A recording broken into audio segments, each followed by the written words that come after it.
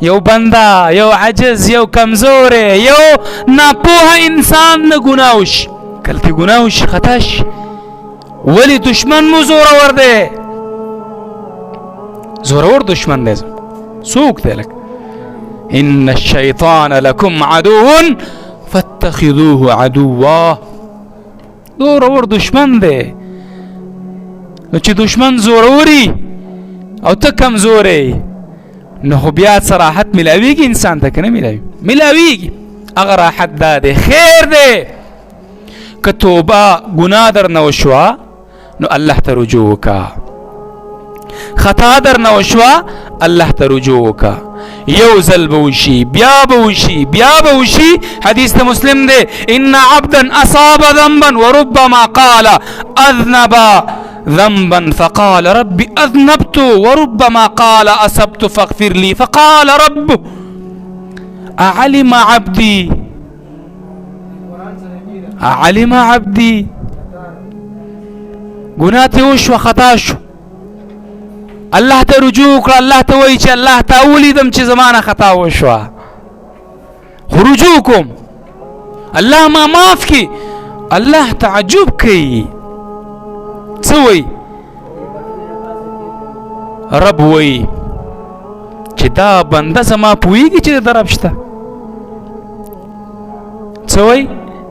چې دا بنده زما پوهیږي چې د رب شته.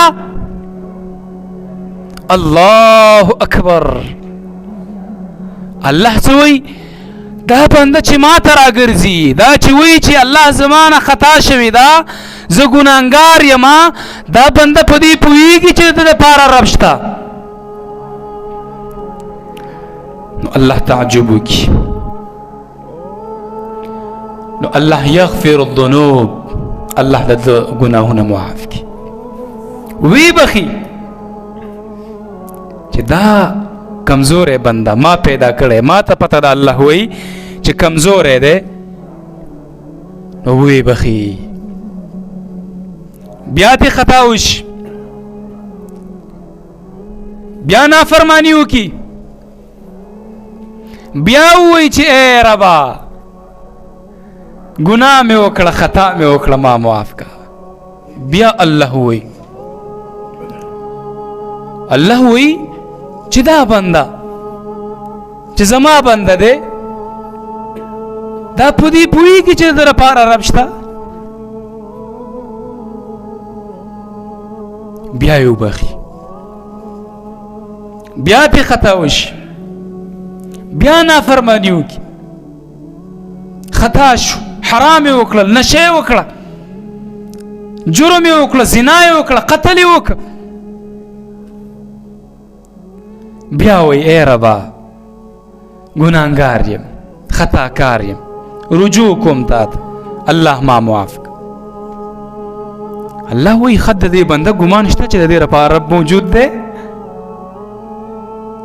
الله وایي ومې بخ. څه مطلب دی؟ مطلب دا نه دی چې ګناه کوه، نه، مطلب دا دی ګناه به در نه کېږي، خطا به در نه کېږي، خو الله ته به رجوع کړي. خطا وشو الله ته رجوع، خطا وشو الله ته رجوع. کوشش مه کوه چې په دې نیت باندې ګناه کوې چې بیا به توبه وباسم، نه، سبا چا نه دی لیدلی.